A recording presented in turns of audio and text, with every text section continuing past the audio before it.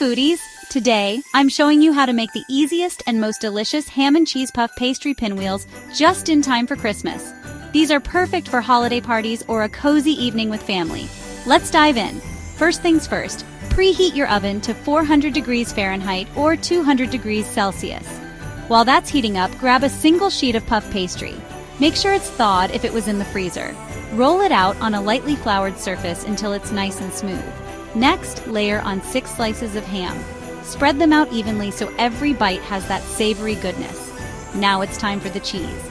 Lay down thin slices of your favorite cheese, Swiss, cheddar, or whatever you love.